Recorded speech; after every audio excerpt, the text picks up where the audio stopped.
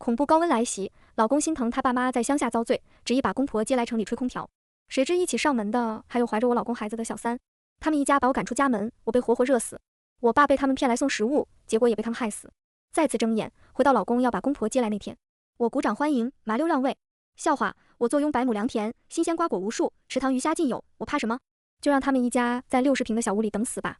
老婆，这天太热了，乡下没有空调，我爸妈他们热得实在受不了，我想把他们接过来，就住这一阵子，等到高温过了，他们就回去。老公陈阳的声音透过话筒传来，我一时有些失神。我低头看了看，手臂没有被灼伤，摸了摸脸上也是毫发无损。我这才反应过来，我这是重生了。这一刻，我的心脏狂跳不止。老婆，你在听吗？见我久久没有回应，陈阳提高音量问了一句。我压下满腔恨意，微笑着回应：好啊，老公，你赶快把爸妈接过来吧，是我这个儿媳妇考虑不周了，这么热的天没有空调，老人家哪能受得了呢？把爸妈接过来，咱们好好孝敬他们。陈阳没想到我这么痛快就答应了，愣了一瞬，随即狂喜道：老婆，还是你善解人意啊，我这就去把爸妈接来，让他们享享福。我挂了电话冷笑，就算我不同意，他们就不会来了吗？恐怕他们现在就已经住进家里，吹上空调了吧。上一世我死活不同意，在电话里跟陈阳吵了起来，因为和公婆有矛盾，所以我很反对和公婆住一起。可当我回到家时，却发现公婆早已经住进来了，陈阳的电话就是当着公婆面打的。我回到家，毫不意外地看到公婆斜躺在沙发上，老公身旁还坐着一个大着肚子的女人。再看到他们这一家人，我恨不得杀了他们。但我知道现在还不能，就让他们再蹦跶几天吧。我强压住恨意，笑着跟他们打招呼，又上下打量着沙发上的陌生女人，不解地问道：这位是？婆婆和老公对视了一眼，老公尴尬地摸了摸鼻子，正要开口，却被婆婆打断。这是陈阳的远房表妹倩倩，她现在怀了孕，没人照顾，在乡下条件不好，就跟着我们一起过来了。婷婷啊，你不会介意吧？我上一世就是被他们给骗得团团转。表妹，呵呵，是晴妹妹吧？还是怀了孕的晴妹妹？哦，那她老公呢？公婆和陈阳都没有作声。我连忙捂住嘴，睁大眼睛，好像知道什么不得了的事情。是死了吗？公婆呢？也死了吗？那还真是可怜啊。我看着刘倩可惜地摇了摇头，似乎对她的遭遇很是同情。你在瞎说什么？她老公好好的，公婆也都好好的，你咒人家干什么？真是黑心肝的。婆婆一听这话，连忙跳出来朝我怒吼：哦，看你们这难以启齿的样子，还以为她老公和公婆都死了呢。既然老公和公婆都在，那怎么会没人照顾呢？怎么轮到你们这远房亲戚来照顾？我忽然想到了什么，装作吃惊的样子，夸张的大叫：难道是未婚先孕？男方不要了？哎呦，那这家人可是缺了大德了，容易遭报应啊，断子绝孙。闭嘴，你胡说什么？公公和婆婆都怒视着我，眼睛像是要冒火。好了好了，老公连忙打着圆场，没事没事，就是多双筷子的事，我做主了，就让倩倩在这住下吧。我冷漠地审视着他们的嘴脸，我当然不会阻止，他们一家最好给我锁死。我为难地说，这么多人，咱们这两室一厅要怎么住呢？这好办，倩倩是个孕妇，老婆，你和倩倩就住主卧，爸妈住次卧，我睡客厅。陈阳对自己的安排似乎很满意。那怎么行？儿子，你怎么能睡客厅呢？婆婆一边对她儿子说，眼睛一边滴溜溜地转。陈阳哥，我跟不熟悉的人睡不踏实的，你也知道，孕妇最需要休息。刘倩挺了挺孕肚，扬着她高傲的头颅。我和倩倩睡主卧，你和你爸睡次卧，婷婷就睡客厅吧。就这么定了。婆婆理所当然地安排上了。听着这跟上一世一模一样的安排，我心中冷笑。上一世他们就是这样，霸占了我的家，吃光了我囤的食物，最后他们把我狠狠推出家门，导致我被活活热死。我清楚地记得公公一边推我出去，一边说道：别占着茅坑不拉屎了，倩倩才是我的好儿媳，你个不生蛋的母鸡，要你有什么用？真是浪费粮食。想到这里，我冷冷地说道：好像我才是这个家的女主人吧？哪有把主人赶去客厅睡的道理啊？倩倩她怀孕了，肯定要睡得舒服一些，你跟她比什么？你能跟她一样吗？陈阳皱着眉头，似乎对我的话很是不满。哦，怎么？她肚子里的孩子你出力了？我挑了挑眉，恶趣味地笑望着他。陈阳的声音一顿，心虚地说道：你乱说什么？我看着眼前这个男人，心中不屑地冷笑。趁着现在温度还不是很高，我去大型超市采购了很多物资。首先买了一些米面粮油等生活必需品，又买了自热火锅、自热米饭、方便面等等速食品。矿泉水和饮料买了10几箱，又买了一些雪糕、水饺、馄饨和牛排等冷冻食品。末世时，水和食物是最重要的。常用药品也是必须的，末世一旦受伤染病，可是致命的。什么布洛芬、感冒药、消炎药之类的，我全都买了一些，还有防中暑的藿香正气水也必不可少。我还买了2台大型静音发电机、2台空调、3个冰箱、1个制冰机，还有落地扇和手持小风扇各买了5个，太阳能板和蓄电池也没忘记。我爸在城郊有个农场，有上百亩良田，地里种了小麦、玉米、黄瓜、西红柿、茄子、辣椒、小油菜、小白菜。我爸什么都能种，100亩良田被他侍弄得井井有条，还栽了各种果树，养了鸡鸭鹅狗猪，新鲜的蔬菜瓜果我完全不用担心。哦，对了，还有个大鱼塘，里面养了不少鱼虾。我又买了个大型净水器，净化过的河水可以直接饮用。再加上我准备的物资，别说1个月了，就是在这里待上1年也吃不完。我雇了个大货车，把这些物资拉到爸爸的农场里。我一眼看到正在地里除草的爸爸，忍不住湿了眼眶，心里泛酸，哽咽着喊了一声爸。爸爸抬头看到了我，一脸惊喜，抹了一把额头的汗水，笑盈盈地问我：闺女，你咋来了？我闭了闭眼，把眼泪硬生生憋回去，冲着爸爸扬起了笑脸。没什么，就是想你了，爸。新闻播报说今年会有恐怖高温，我就囤了一些东西给你送过来。待安排好了这一切，我才长舒了一口气。此时距离恐怖高温末世还有3天。上一世我被陈阳一家狠狠推出去，被热死在大街上。他们又用我的手机给我爸发消息，让我爸过来送菜。我的灵魂看着我爸推着车，带着大包小裹，里面全都是蔬菜瓜果。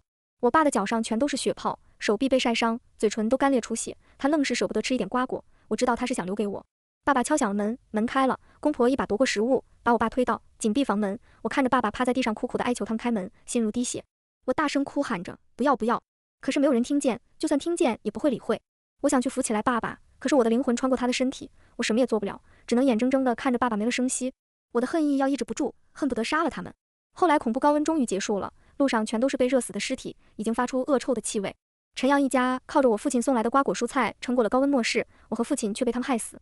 他们甚至不愿意为我收尸，还嫌恶地把我和父亲的尸体扔进绿化带。还是楼下的张大娘看不下去，花钱请人替我们父女收了尸。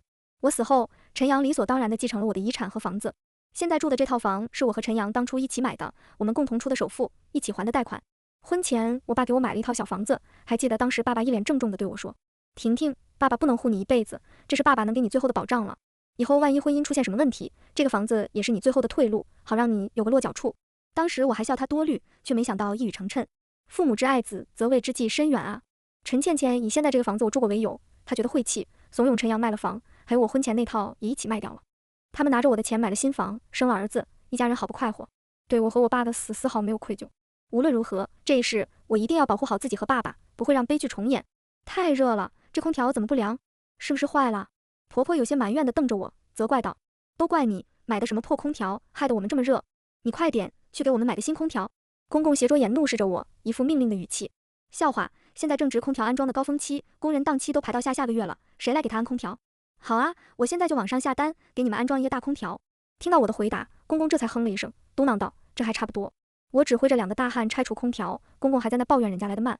大汉奇怪地看了公公一眼，却没有多问什么，麻溜地拆除了空调，临走时还一个劲地跟我道谢。空调根本没坏，那2个人也不是来安空调的工人。我把空调免费送给了小区里的一个业主，公公还在等着人家来给他安新空调。呸，做梦去吧！趁他们不注意，我在客厅隐秘的角落里安装了针孔摄像头。这什么破土豆子，还有这些菜都有虫子眼了，我可不能吃，吃坏了我的宝宝可怎么办？刘倩现在也懒得伪装了，堂而皇之的跟陈阳2个人眉来眼去的，更是对我呼来喝去，仿佛她才是这家的女主人一样。我冷眼看着他俩眉目传情，暗骂自己上一世是有多眼下，连这都看不出来。不过现在我根本不稀罕，就让他们当一对鸳鸯吧。死鸳鸯，不是2对，还有一对老鸳鸯。刘倩她根本不懂，这是我爸特意给我送的纯绿色蔬菜，有虫眼说明没有喷药，虫子都能吃的，人当然能吃了。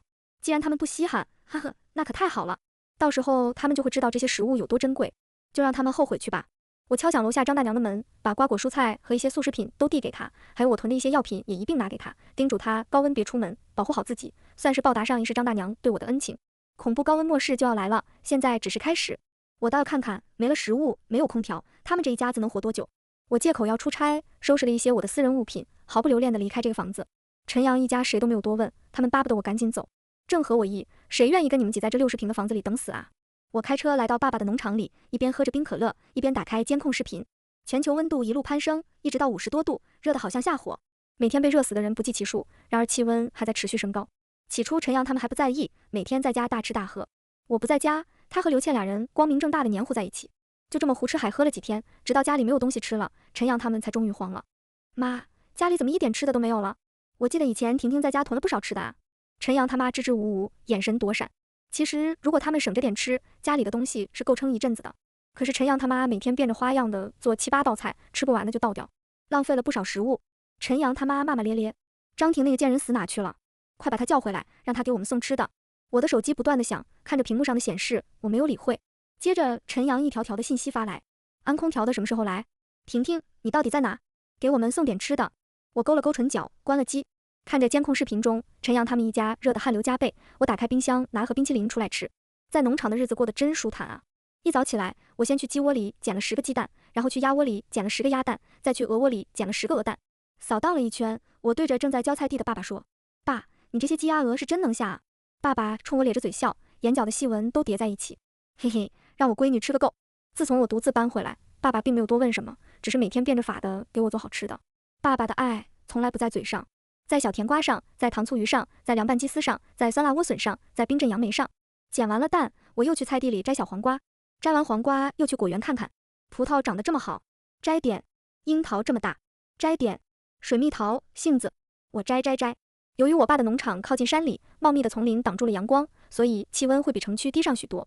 外面50-60度的高温，这里只有30几度，虽然也是热，但是能忍受的。不过陈阳一家可就不那么好过了。我给自己做了一杯酸梅汤，又加了3块冰块。才打开监控视频，就看到陈阳拽着他妈胳膊痛哭流涕。妈，倩倩和肚子里的孩子受不了啊！那可是你的大孙子，求求你了，妈，你就出去找吃的吧。没有吃的，我们一家会全都饿死的。儿啊，外面现在60多度，我出去会死的。呵呵，原来他也知道会死。当初他们一家可是狠狠地把我推出门外，让我送死的。老妖婆，没想到你也有这么一天。禁不住宝贝儿子的苦苦哀求，陈阳他妈咬了咬牙出门了。不出意外，陈阳他妈再也没有回来，死在了外面，连尸首都找不到。陈阳打来了视频，我想了想，最终按下了接通键。婷婷，你在哪？你那有没有吃的？家里没有吃的了，能不能给我们送点过来？陈阳焦急的面孔出现在屏幕上，他的额头满是大汗，顺着脸颊淌下来，整个人油腻的有点恶心。我忍不住蹙了蹙眉。吃的？当然有，我有很多啊。我转换了摄像头，给他展示我吃的东西。冰凉的大西瓜，昨晚才从瓜地摘的，冰了一宿，正是好吃的时候。哦，对了，还有鲜嫩的小黄瓜，刚从地里摘回来，上面还有水珠呢。看这西红柿也是我爸种的，还有这纯绿色的小白菜，最是鲜嫩可口。当初你们可是很嫌弃的呢。他们看着视频里美味的新鲜瓜果，哈喇子都要流下来了。婷婷，你快给我们送过来，把你爸菜园子里的蔬菜瓜果全带来，我们现在不嫌弃了。陈阳急急说道，他爸那个老东西也随声附和着。是啊是啊，快给我们送来，我们不嫌弃。哦，可是我嫌弃，我嫌弃死了。我一想到这新鲜蔬菜瓜果要给你们这些人渣吃，我就很嫌弃。我透过屏幕冷冷地看着他们这一家子，像看垃圾一样。来，大黄，过来，给你吃个小黄瓜。大黄是我爸养的一条狗。大黄摇着尾巴过来了，对着镜头表演一个一口炫掉小黄瓜。陈阳在电话那头气得咬牙切齿。张婷，你什么意思？没什么意思，就想气死你们而已。我在我爸农场里，想要吃的话，那你就过来拿吧。我一点也不担心他们会过来，因为陈阳根本不知道我爸农场在哪，他一次也没来过。对于我爸的农民身份，陈阳家很是嫌弃，恨不得撇清关系。就算他知道，他也绝不会来。这里距离他家有60公里，由于恐怖的高温，现在所有交通工具全都停了。我不敢想象上一世我爸是靠着怎样的毅力坚持走到我家的。我猜他一定是想着他的女儿在等着他送去救命的食物，女儿还在等他，他就是凭着这样的一股气，支撑着他一定要把东西送到。可是爸爸他直到死前也没见到他的女儿，他当时该有多绝望啊！想到这里，我握紧拳头，心中恨意翻涌。那你们就自生自灭吧。婷婷，你就当是为了我，你肯定不忍心看我饿死。陈阳打起了感情牌，可惜我对他已经没有感情了，有的只是满腔恨意。正想恨骂他一顿，但我看着他努力做出的可怜模样，话锋一转，我当然不忍心啊，所以我在厨房柜子里囤了很多速食品，方便面、自热火锅、挂面。陈阳一听，连忙激动地去翻找，当然他什么也没找到。他怒气冲冲地冲着手机屏幕吼道：“张婷，你耍我！”我里里外外翻个遍，什么都没有。我拍了下脑门，装作忽然想起来的样子，一脸可惜地说道：“哦，对了，我差点忘了，这些东西让你的好表妹给扔掉了呢。”当时我走的时候，他的好表妹把这些东西扔了出来，趾高气扬地摸着肚子说道：“我的宝宝金贵着呢，可不能吃这些垃圾食品。”呵呵，我这些垃圾食品金贵着呢，可不是什么垃圾人都能吃的。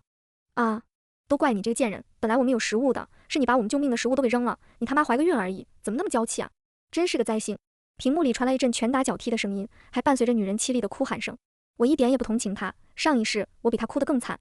陈阳对着屏幕痛哭流涕：“张婷，求求你救救我们吧！你不能这么狠心啊！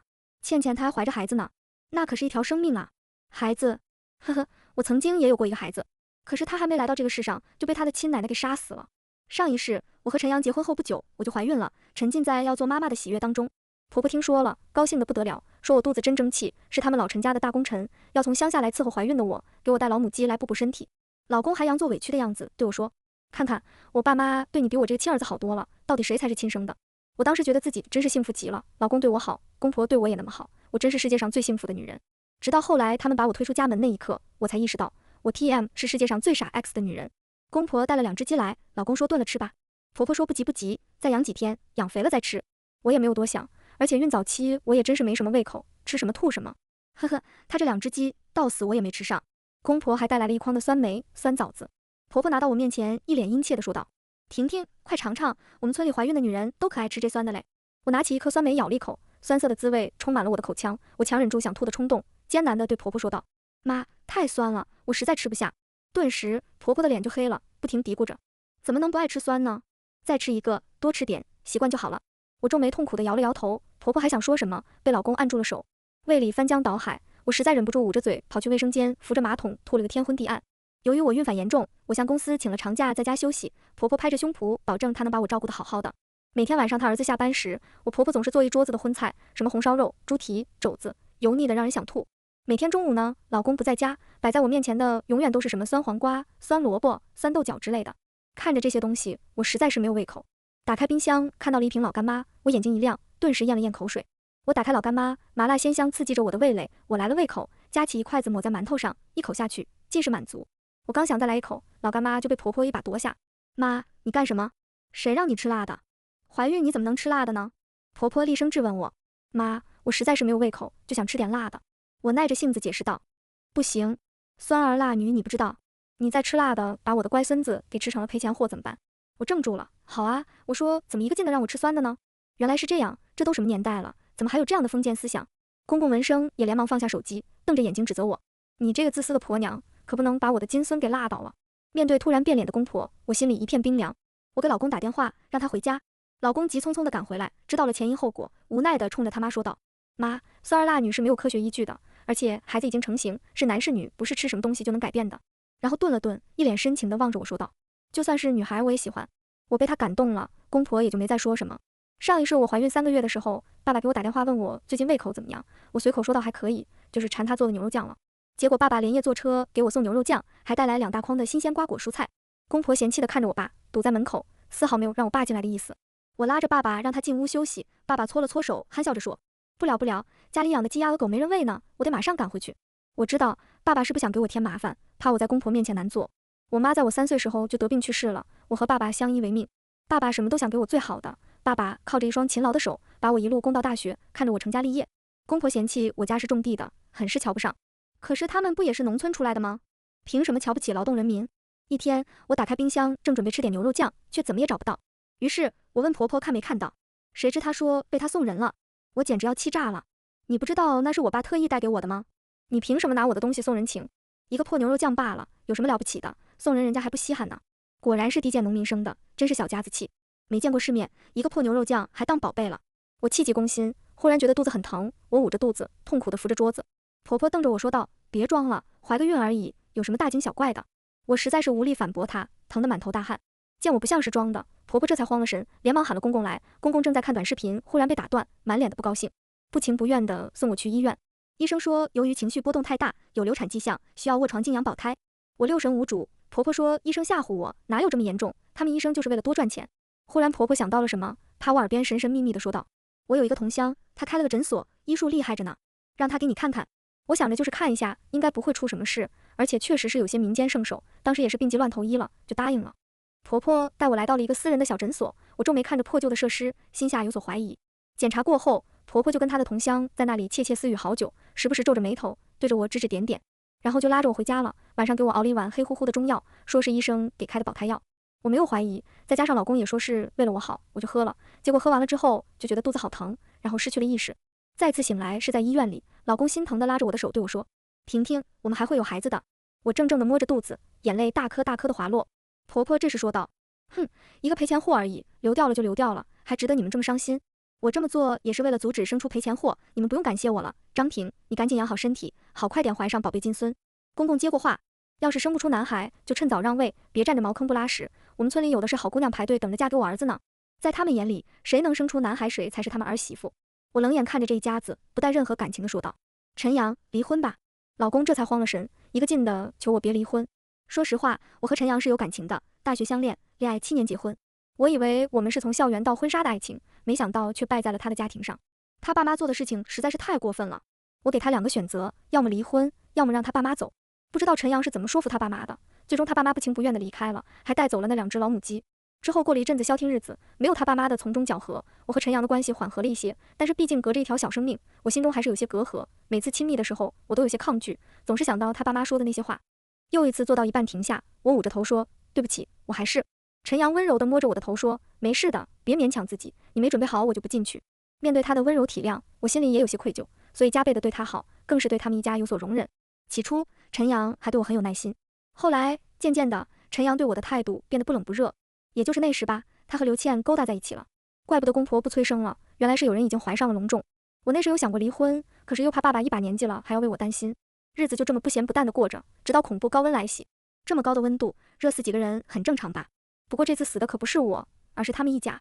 你个下贱货，大着肚子还这么不老实！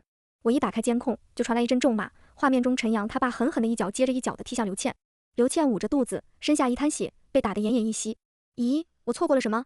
看了一会，我终于捋清了现在的情况，原来是刘倩和陈阳俩人睡一个床上，干柴烈火没忍住搞上了，结果一不小心把孩子给搞没了。这么热的天，他们还有心思搞这个，这很难评，只能说自作孽不可活啊！我看着他们上演的这一出闹剧，简直比电视剧还精彩。长期的断水断粮，让陈阳一家饿得头晕眼花。陈阳盯着家里的盆栽，忽然眼前一亮，他抓起叶子就胡乱地往嘴里塞。哦，这倒是忘记了，我喜欢养一些绿植，什么绿萝啊、虎皮兰啊，还有文竹。陈阳他爸看到他儿子吃绿植，也跌跌撞撞地扑过去，随手抢过一盆就开始啃。等等，他啃的好像是仙人掌。忽然他爸爆发出杀猪般的嚎叫，嘴里满是鲜血。可能是由于长期缺水吧，陈阳看到他爸的血，居然上去舔。到后来不知是饿急眼了，还是动物基因觉醒了，陈阳居然开始撕咬他爸脸上的肉。太血腥了！我感到一阵不适，连忙把监控画面关掉，然后打开冰箱，先炫个雪糕压压惊。1个月后，恐怖高温终于迎来了转机，气温在逐渐下降，水电和信号也在慢慢恢复，整个城市终于恢复了往日的生机。我回到家，打开门，里面只有一具干尸。通过衣服我辨认出来，这是陈阳。我丧偶了。至于他爸和刘倩的尸体哪里去了，答案不言而喻。对自己亲爹和怀着自己孩子的女人下手，我佩服他是个狠人。哦，不是个狠尸。在灾难面前，人性的恶被放大到极致，是他们一家的自私自利造成了现在这个结果。我打了政府热线，有专门的工作人员上门回收干尸，顺便全屋彻底消毒。我去楼下看望了张大娘，她没什么事，一个劲地冲我道谢，说多亏了我给的食物，才让她能够度过这次难关。我想告诉她，这是因果呀。上一世你给我了最后的温暖，这一世换我来帮助你。劫后余生的人们都开始了新生活。我把房子低价卖了，用这笔钱把我爸的农场扩建了一下，又跟城里的大商超谈下了合作，以后有我们专门的绿色食品货柜。我和老爸的生意越做越大，许多商家慕名而来，都要跟我们合作。因为我们农场种出来的蔬菜瓜果格外香甜，而且是纯绿色，无化肥农药。我又弄了个采摘园和农家乐，雇了附近村里的几10个憨厚可靠的农民，又帮着村民开了一些民宿，这一片俨然发展成了一个旅游风景区，带动了附近村里的经济，让农民富起来了。我给爸爸盖了个大别墅，建了游泳池、小花园，但是这老头还是更喜欢住在他的农场里。他说背靠大地的感觉踏实。我闭着眼，尽情享受着蓝天、白云、虫鸣、蛙叫，肆意的风和温暖的日光。这一世我要好好活。阳光刺眼，我眯起眼睛，看着老爸坐在池塘边钓鱼。那一刻，我体会到了幸福的具象化。我走过去，搂着爸爸的脖子撒娇，一如小时候。爸，我想吃你做的红烧鱼了。老爸憨憨一笑，提起鱼竿，鱼来喽。